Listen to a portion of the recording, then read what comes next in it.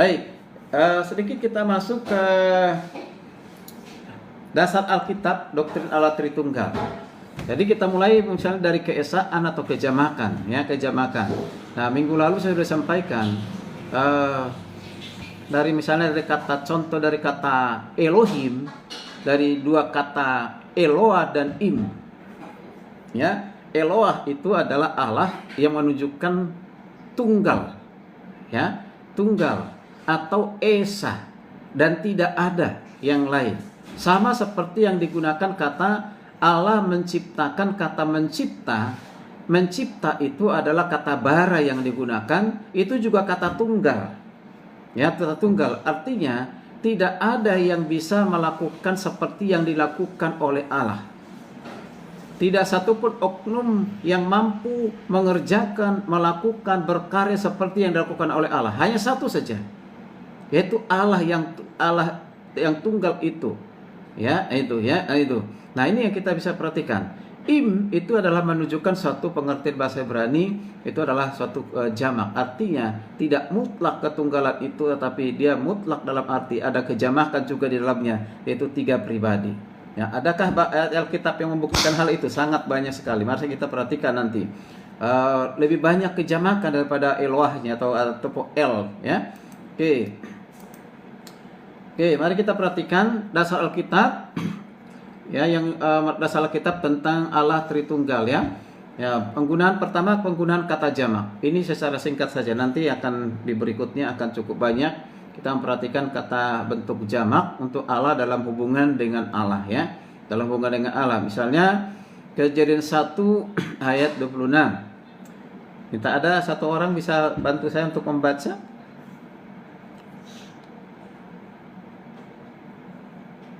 Yang di layar juga boleh, yang di memang kalau pakai laptop bisa langsung dibaca yang ada di saya baca, Pak. Ya, silakan.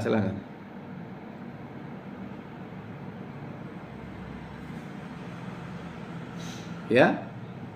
Siapa yang membaca?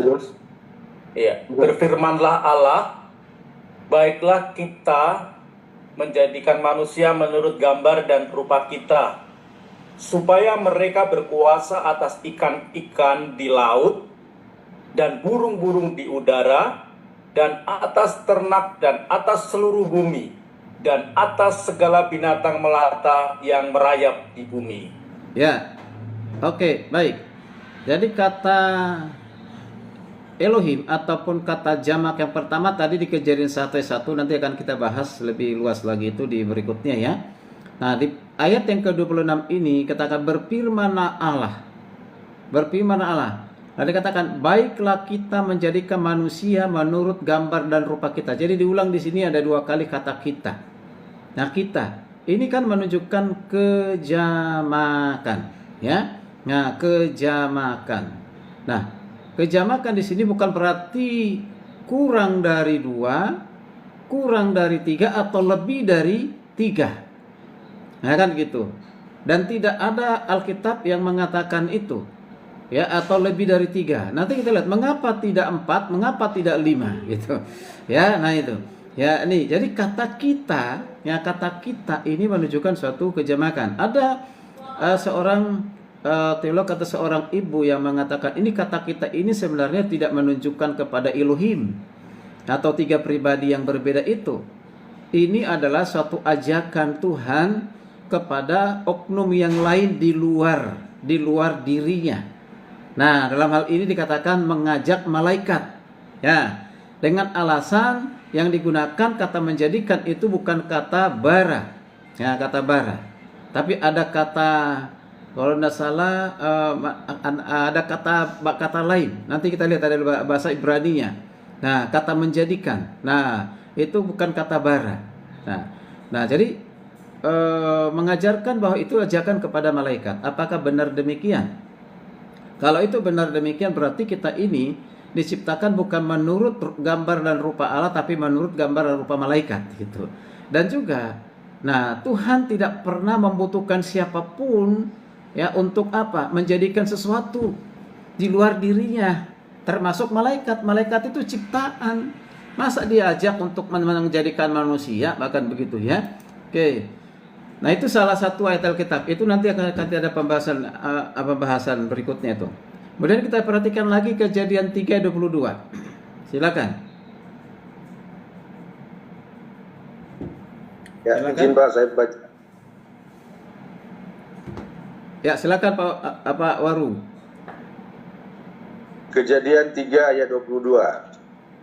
Tuhan Allah sesungguhnya manusia itu telah, saya ulangi, berfirmanlah Tuhan Allah, sesungguhnya manusia itu telah menjadi seperti salah satu dari kita, tahu tentang yang baik dan yang jahat.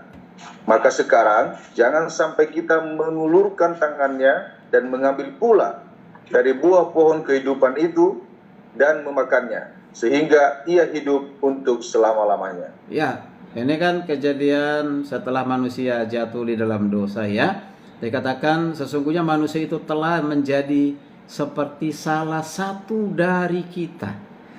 Nah, ini masih sama dengan Kejadian 1:26 tadi. Maka tepat sekali bahwa manusia diciptakan, dijadikan itu segambar serupa dengan Allah, bukan dengan malaikat. Maka dengan salah satu dari kita. Nah, kita itu di siapa? Ya, itu Trinitas itu ya. Oke, yang oknum tadi itu jamak. Ini bukti yang kedua ya, kata jamak ya. Bukti yang ketiga ya. Tadi Kejadian 1 ayat 1, Kejadian 1:26, kemudian Kejadian 3 ayat 22. Lalu kita lihat lagi di Kejadian 11 ayat 7. Ini peristiwa Menara Babel ya, Nimrod. Silakan. Baiklah kita turun dan mengacau balaukan di sana bahasa mereka, sehingga mereka tidak mengerti lagi bahasa masing-masing. Iya, baiklah kita turun katanya, mengacau balaukan di sana. Kalau ini ya kalau menolak tiga pribadi, seharusnya tidak perlu mengatakan itu baiklah kita. Itu ya. Nah, jadi ini ada lagi nih kata jamak. Ya, di mana Allah Trinitas itu bertindak pada saat peristiwa Menara Babel ya. Ya, oke.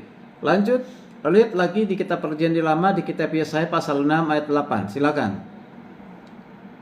Lalu aku mendengar. Ya, gantian mungkin ya, gantian. Semangat, saya tahu di Bapak Ibu semangat nih. Ya. Yesaya 6 ayat 8. Lalu aku mendengar suara Tuhan berkata, siapakah yang akan kuutus dan siapakah yang mau pergi untuk aku? Maka sahutku, ini aku, ikutlah aku. Ya, tolong dibaca dalam bahasa Inggrisnya yang di bawah, terjemahan dari bahasa Inggrisnya beda dengan bahasa Indonesia ya.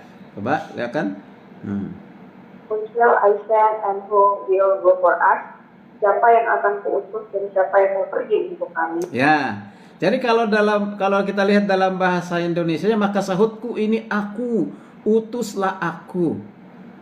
Ya, ini kata tunggal ya, aku. Tapi kalau kita lihat dalam bahasa Inggris yang menggunakan kata us atau kami, ya kan gitu ya. Siapa yang akan kuutus dan siapa yang mau pergi untuk kami.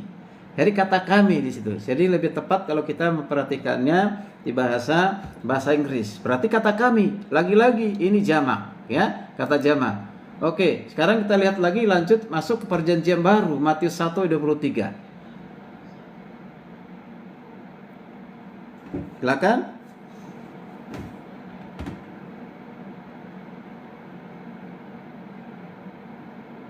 Halo?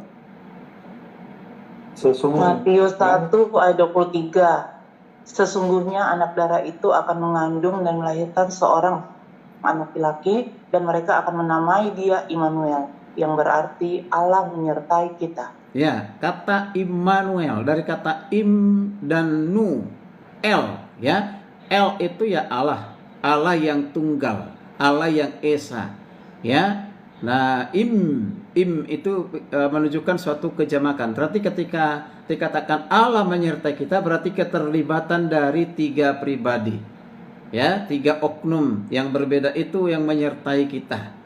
Nah, jadi ini sekali kalau kita belajar di Kristologi, ini berbicara tentang kelahiran Yesus Kristus yang disebut sebagai Immanuel ya, Immanuel ya. Oke, kemudian itu kita perhatikan, itu baru kejamakan, masih sedikit, nanti akan lebih luas lagi ya kejamakannya.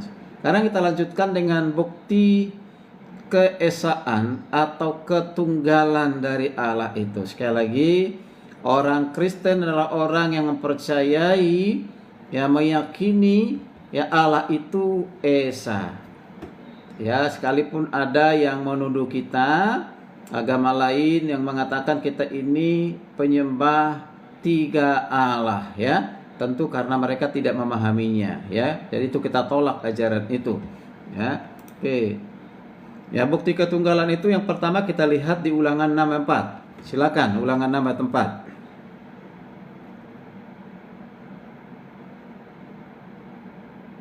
Silakan. Ulangan 6 ayat 4, ada yang bisa baca? Saya baca ya. Ya. Ini aja deh supaya hai nggak usah orang Israel. ganti-gantian nanti jadi saling menunggu. Ya, silakan Pak.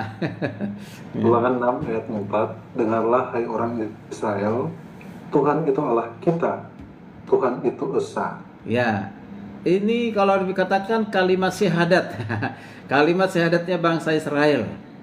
Ya, jadi sama kita seperti bangsa Israel, ya, yang meyakini, mengimani Allah itu esa. Bahkan kita lihat perjanjian baru, Yesus pun mengutip ayat ini ketika dia ada di tengah-tengah dunia ini. Tapi ada orang bilang, Yesus sendiri mengatakan Allah itu esa tunggal. Kok orang-orang Kristennya orang-orang yang bodoh, ya, bukan mengikuti ajaran Yesus mengatakan Allah itu tunggal, Allah itu esa, malah ajaran Tritunggal. Nah, gitu. Itu. Nah, yang ada, ya. Nah, dianggap kita orang bodoh, kata padahal Yesus sudah mengajarkan Allah itu esa. Itu artinya sudah jelas Yesus mau menunjukkan, membuktikan bahwa dia bukan Allah. Karena dia juga mengajarkan Allah yang esa, bukan politeisme, ya, monoteisme, begitu, ya. Nah, oke. Itu kita harus maklumi saja, ya. Jadi nggak usah didebatkan orang-orang seperti itu. Kemudian Yesaya 45 ayat 5, silakan. Akulah Tuhan dan tidak ada yang lain, kecuali aku tidak ada Allah. Aku telah mempersenjatai engkau, sekalipun engkau tidak mengenal aku. Ya, di sini ada kata dua kali diulang kata aku, ya. Nah, akulah Tuhan. Ditekankan lagi tidak ada yang lain. Ini bicara tentang esensi kehakikatan Allah, ya, atau bicara tentang keilahiannya. Tidak ada yang ilahi yang lain selain daripada Dia. Ya, mengatakan kecuali aku, Allah Elohim, ya. Nah, jadi itu. Sekalipun engkau tidak mengenal aku lagi di sini, ya, aku. Nah, ini ketunggalan, keesaan, ya, sangat jelas. Kemudian kita lanjutkan dengan Markus 12 ayat 32. Silakan. Saya baca, Pak. Ya. Markus 13 dan Markus 12 ayat 32. Lalu kata ahli Taurat itu kepada Yesus, tepat sekali guru, benar katamu itu bahwa Dia esa dan bahwa tidak ada yang lain kecuali Dia. Ini yang suka dipakai, ya, oleh orang-orang tertentu atau oknum tertentu untuk menyerang kekristenan.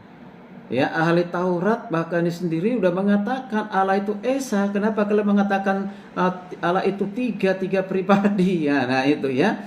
Ya sendiri sudah sangat jelas memproklamasikan. Nah, gitu. Nah, ini orang-orang yang memang sudah punya penolakan sehingga melihat ayat ini menjadi satu alasan yang kuat menurut mereka untuk menolak tentang Trinitas, ya, Trinitas atau Allah di dalam Bapa, Anak dan Roh Kudus itu, ya. Jadi ini dikutip dari ulangan tadi, ya, karena ahli Taurat tahu hal itu. Ini berawal dari ketika Yesus mengatakan Allah itu esa, ya. Oke, kita perhatikan lagi di kitab yang lain ditulis oleh Rasul Yohanes di Injil Yohanes pasal 17 ayat ketiga. Silakan.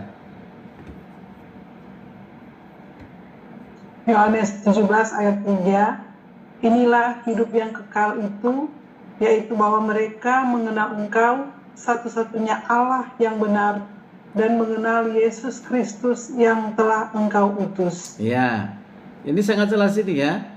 Mengenal Engkau satu-satunya Allah, monogenes, esa, ya. Jadi ini yang Allah yang benar, mengenal Yesus Kristus Nanti kalau kita baca lagi di 1 Yohanes 5:20, mengenal Yesus Kristus, itulah anak Allah, Allah yang benar, gitu ya. Oke, lanjut lagi kita lihat ada ayat yang lain, 1 Korintus 8 ayat 4.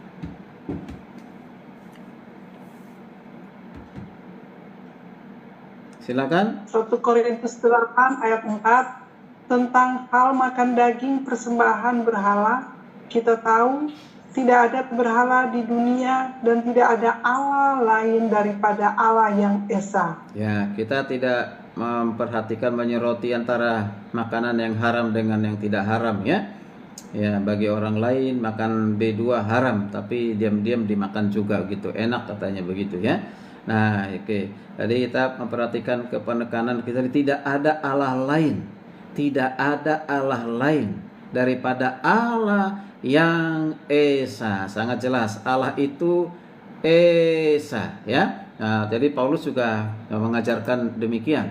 Dan juga di 1 Timotius 2 ayat 5. Silakan kita lihat ke bukti ketunggalan Allah.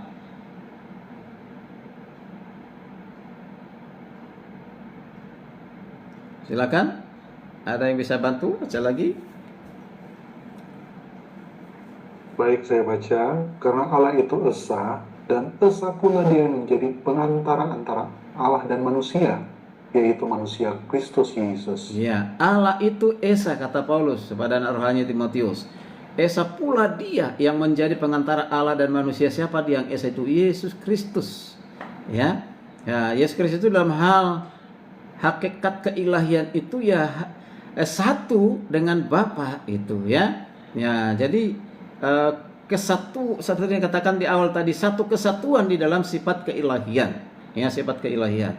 Maka bedanya Yesus dengan Bapa dengan Roh Kudus itu adalah bahwa yang pernah menjadi manusia satu-satunya hanya Yesus. Maka di Kejadian di Yohanes 3 ayat 16 itu dikatakan, karena begitu besar kasih Allah akan dunia ini sehingga ia telah mengaruniakan anaknya yang tunggal.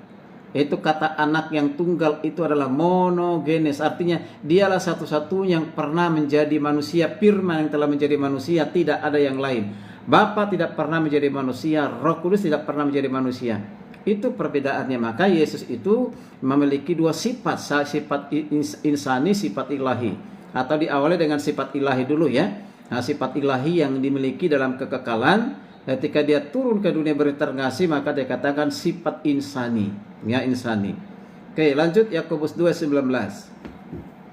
Engkau percaya bahwa hanya ada satu Allah saja, itu baik, tetapi setan-setan pun juga percaya akan hal itu dan mereka gentar. Ya, kau percaya bahwa hanya ada satu Allah saja.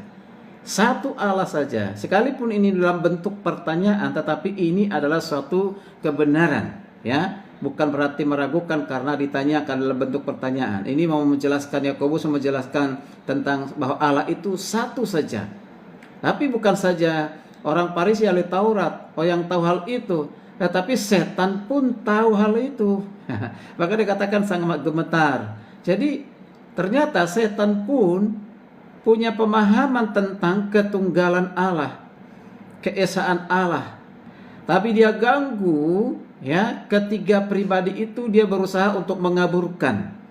Jadi kalau masih pemahaman orang dan menolak tentang Tritunggal, maka itu tidak lepas dari pekerjaan pengaruh dari setan. Ya, supaya apa? Meragukan dari salah satu pribadi itu. Biasanya yang banyak didebatkan itu ya siapa? Pribadi yang kedua, Yesus Kristus. Itu aja yang diperdebatkan. Tentang Bapa diyakini sebagai Allah, Roh Kudus, ya kan? Ada juga memang orang yang Alkitab sudah katakan bahwa orang dunia ini tidak mengenal siapa yang Roh Kudus. Ketika memperkenalkan Roh Kudus, Alkitab katakan itu satu kebodohan buat mereka, ya. Tapi yang sering kali diperdebatkan baik di antara agama maupun di Kristenan, itu pribadi yang kedua, yaitu Yesus Kristus. Itu ya. Oke, baik, kita lanjutkan. Nah, kita perhatikan penggunaan kata-kata bentuk tunggal untuk Allah atau dalam hubungannya dengan Allah. Ada beberapa contoh, ya, ada beberapa contoh di sini. Ya, pertama kalau Allah berbicara tentang dirinya sendiri, maka pada umumnya pasti menggunakan kata aku. Itu berarti tunggal kalau menggunakan kata aku. Kalau orang lain berbicara tentang Allah, maka pada umumnya digunakan dia atau he, ya. Ya, he. Jadi ini aku, dia, tunggal. Kemudian penggunaan kata ganti orang, bentuk tunggal. Ya, contoh. Kalau orang berbicara kepada Allah, maka pada umumnya digunakan kata engkau, you, ya. Nah, kalau orang bilang jangan menggunakan engkau, itu terlalu nggak menghormati Tuhan gitu ya. Ya, tapi dalam kenyataannya dalam Alkitab ada sebutan kata engkau ya ketika berbicara kepada Tuhan ya. Nah, ada orang tidak suka menggunakan itu, kasar sekali katanya begitu ya. Oke, dalam bahasa Yunani merupakan Ibrani terlihat bahwa yang digunakan adalah you atau engkau dalam bentuk apa? Dalam bentuk tunggal ya, dalam bentuk tunggal. Itu tadi ya, kita perhatikan sekarang menggunakan kata kerja tunggal ya, kata kerja bentuk tunggal. Contoh, misalnya dalam bahasa Ibrani kata menciptakan, kata yang digunakan kata menciptakan itu kata bara, Kejadian 1:1, yaitu kata kerja bentuk tunggal ya, tunggal. Mengapa dikatakan tunggal? Menciptakan kata bara itu tidak bisa digunakan kepada manusia, kepada oknum lain di luar Tuhan. Itu kata itu lebih tepat, bahkan bukan lebih tepat, memang sangat tepat, dan itu hanya digunakan kepada Sang Pencipta yaitu Allah, dan hanya Tuhan yang dapat menggunakan kata bara itu ya, tidak ada yang lain. Kan kita lihat dari yang tidak ada menjadi ada, ex nihilo, nihil, benar-benar nihil, tidak ada bahan. Nah, kalau manusia membuat sesuatu apapun itu karena sudah ada bahannya. Berkarya tentang apapun, entah pesawat kah, entah mobil kah, ya, atau mungkin lemari, ya, apa saja itu karena sudah ada bahannya. Dan itu pun sudah dikatakan hebat, luar biasa, kan begitu. Ya, itu bagi manusia, tapi bagi Allah itu menggunakan kata bara. Jadi itu kata kerja ya, jadi kata kerja bara itu. Nah, kemudian kita perhatikan kata sifat tunggal ya. Nah, jadi ini kita lihat kata sifat tunggal itu contoh ya. Ya, misalnya kalau dikatakan dalam bahasa Ibrani kata baik dan benar. Kata baik di dalam Alkitab, terutama dalam Perjanjian Baru itu ada dua kata, agatos dan kalos. Semuanya adalah artinya baik. Agatos, kalos. Apa bedanya? Ya, agatos itu adalah terbaik dalam standar ukurannya Tuhan dan hanya ada pada Tuhan. Ya, ada pada Tuhan. Kalos ada pada Tuhan, tetapi itu juga ada pada manusia. Baik, manusia itu baik, itu turunan dari Allah. Tapi tidak sebaik sesempurna Allah itu sendiri. Itu, ya makanya beda, ya beda. Nah, ada kata baik dan benar itu hanya ada kepada Allah tunggal saja. Ya, jadi tidak ada pada yang lain. Ya, misalnya Mazmur 25 ayat 8, silakan dibaca. Mazmur 25 ayat 8. Tuhan itu baik dan benar sebab Ia menunjukkan jalan kepada yang sesat. Ya. Mazmur 25 ayat 8 ini tidak boleh digunakan begini, manusia itu baik dan benar. Karena Alkitab mengatakan tidak satupun manusia yang benar. Paulus mengatakan semua sudah berdosa, semua bercacat celah. Ya, dosa yang diturunkan dari Adam dan Hawa itu sudah merusak. Bahkan ada yang berani mengatakan mengalami totalitas rusak, ya kan begitu ya. Tapi ada juga yang menolak hal itu, tidak, masih ada baiknya dari manusia begitu ya. Nah, jadi kata Tuhan itu baik dan benar ini tunggal, sifat tunggal yang hanya ada pada Tuhan, tidak ada pada siapapun ya. Tapi kita baik, boleh kita baik, tapi ini tidak digunakan kepada kita. Benar, sumber kebenaran, ya Tuhan itu sumber kebenaran dan Dia adalah kebenaran itu sendiri. Ya, dan kebenaran itu yang dimiliki Tuhan itu berasal dari mana? Sifat kebaikan yang dimiliki Tuhan itu dari mana? Itu tidak dari mana-mana. Memang itu sudah menyatu, melekat pada dirinya. Ya, itu. Kapan? Ya sejak Allah itu ada. Karena kapan ada Allah? Ya kalau kita melihat lagi kepada Allah tidak ada awal, tidak ada akhirnya, ya. Oke.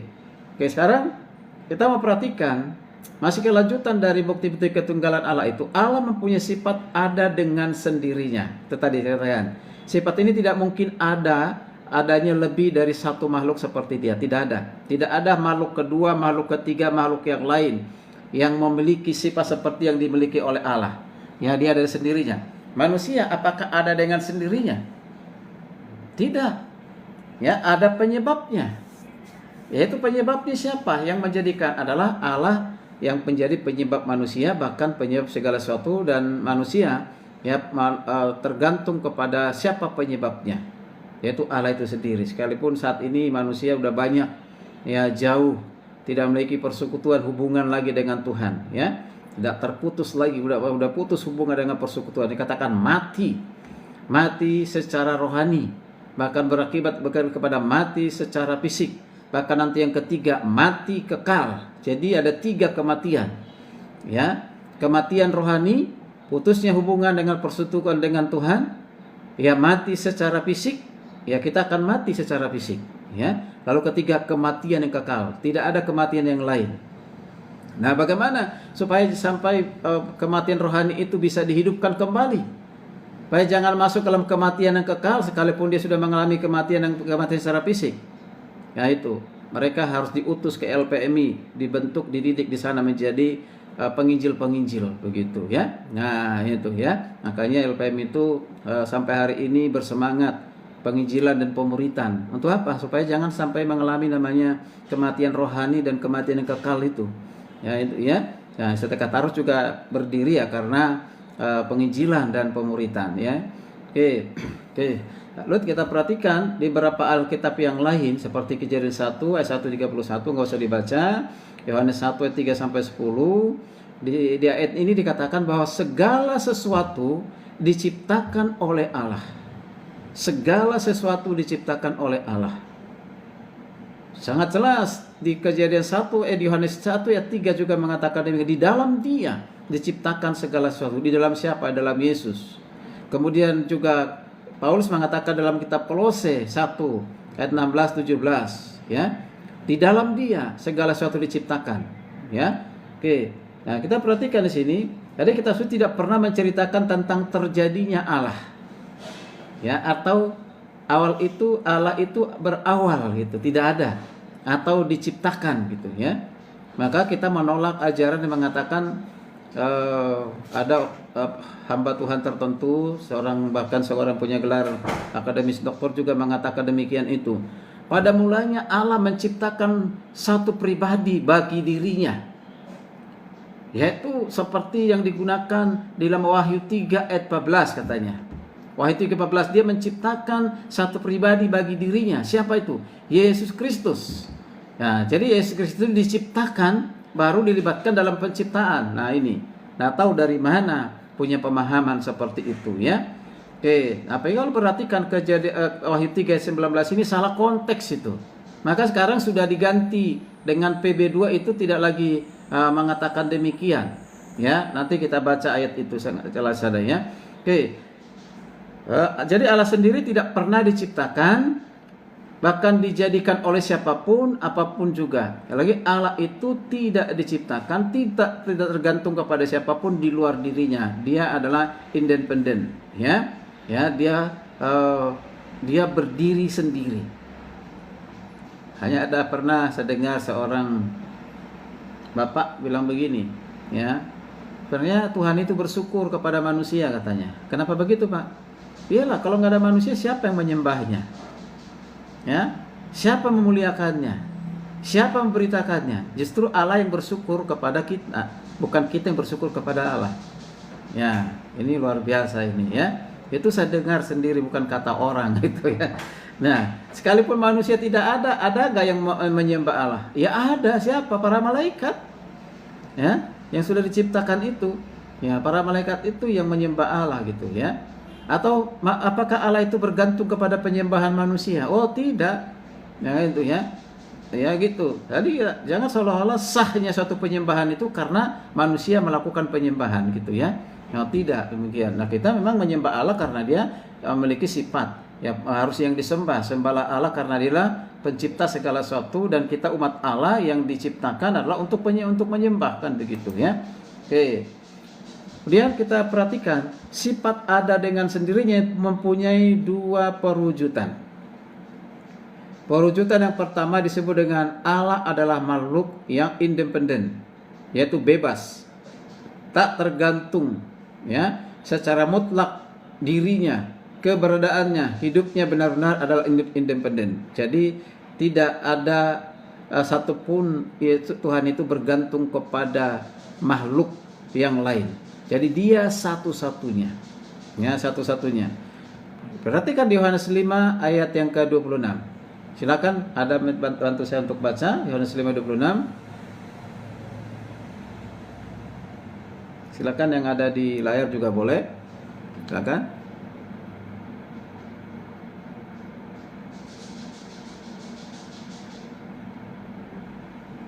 Sebab sama seperti Bapa mempunyai hidup dalam dirinya sendiri, demikian juga diberikannya anak mempunyai hidup dalam dirinya sendiri. Iya, jadi yang garis merah itu, sebab sama seperti Bapa mempunyai dalam dirinya sendiri. Jadi independen. Kemudian demikian juga siapa? Anak. Ya, demikian juga diberikannya anak mempunyai hidup dalam dirinya sendiri. Ini jangan sampai dipahami Bapa egois, Yesus egois, bukan begitu. Ini menunjukkan kesetaraan. Kalau Bapa pribadi yang pertama itu adalah bersifat independen, ya, maka Yesus juga sama.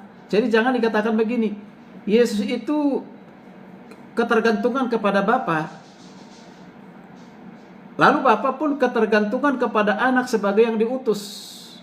Ya, gitu. Jadi itu. Hal itu. Jadi satu ketergantungan dalam arti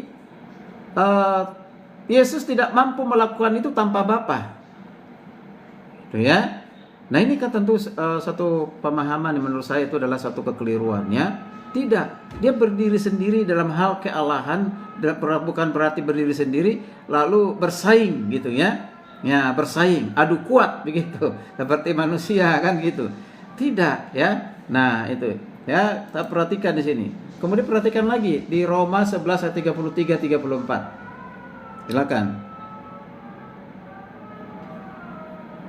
Roma 11:33-34. Oh, alangkah dalam kekayaan hikmat dan pengetahuan Allah, sungguh tak terselidiki keputusan-keputusannya, dan sungguh tak terselami jalan-jalannya. Sebab siapakah yang mengetahui pikiran Tuhan? Atau siapakah yang pernah menjadi penasihatnya? Nah, ini siapakah yang mengetahui pikiran Tuhan?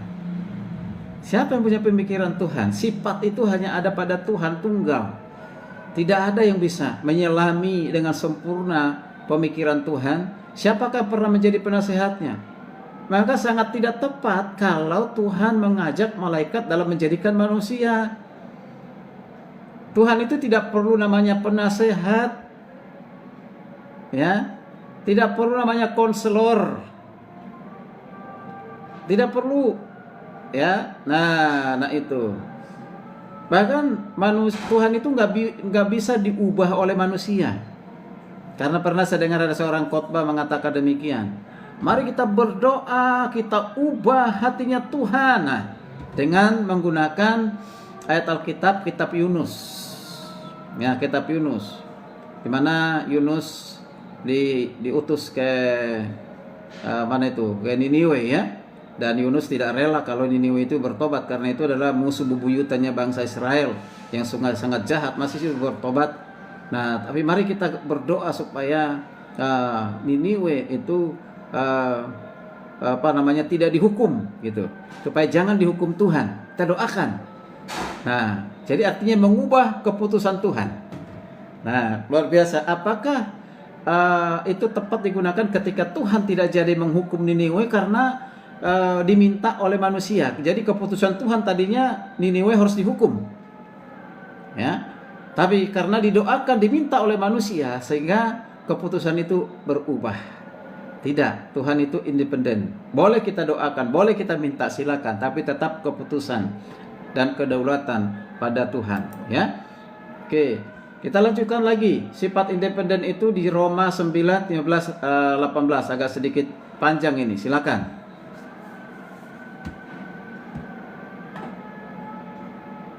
Roma pasal 9 ayat 15. 9 Pak, 9. 9, Roma 15, 18. Ya. Sebab ia berfirman pada Musa, aku akan menaruh belas kasihan pada siapa aku mau menaruh belas kasihan, dan aku akan bermurah hati kepada siapa aku mau bermurah hati. Jadi hal itu tidak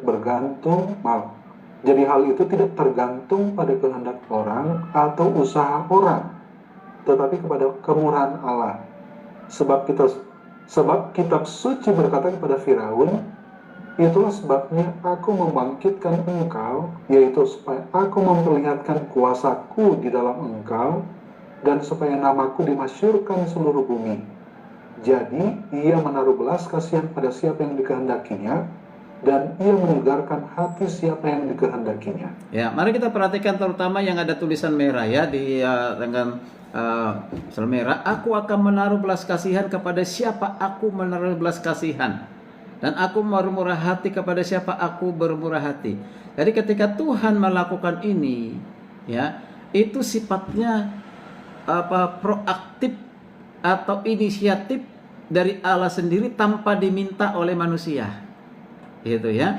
Ya, jadi bukan karena suatu permohonan, permintaan dilakukan itu, makanya dikatakan tunggal. Ya, tunggal.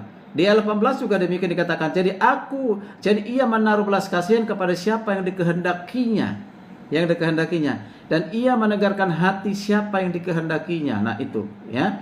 Jadi semua atas dasar inisiatif, kedaulatan, hak prerogatif, ya, atau kehendak Tuhan. Apapun dilakukan itu. Ya, jadi sekali lagi tidak satu pun ada manusia yang bisa menjadi penasehatnya Tuhan, begitu ya, atau supaya diminta belas kasihan, begitu ya. Coba kita baca lagi Efesus 1 ayat 5. Efesus 1 ayat 5, silakan. Dalam kasih, Ia telah menentukan kita dari semula oleh Yesus Kristus untuk menjadi anak-anaknya sesuai dengan kerelaan kehendaknya. Ya, sesuai dengan kerelaan kehendaknya. Ini juga sifat independen yang dimiliki oleh Allah, menunjukkan tunggal ya. Mazmur 115 ayat 3. Allah kita di surga yang melakukan apa yang dikehendakinya. Ia melakukan apa yang dikehendakinya. Jadi semuanya itu berpatokan berdasarkan kehendaknya, ya, kehendaknya. Oke. Kemudian kita perhatikan, nah, mungkin dalam perjanjian baru nanti ya, setelah ini kita stop dulu sampai di sini. Ya, break sebentar. Serahkan kembali kepada Pak Medi, silakan. Bapak Ibu, kita diberi kesempatan 10 menit untuk barangkali bisa ke toilet atau ngambil air minum. Silakan. 10 menit dari sekarang. Sementara juga Pak dosen bisa istirahat sebentar. Mari Bapak Ibu. Boleh sampai nanti setelah istirahat kita langsung masuk diskusi 15 menit baru masuk materi gitu Pak Medi ya. Oke. Baik Pak.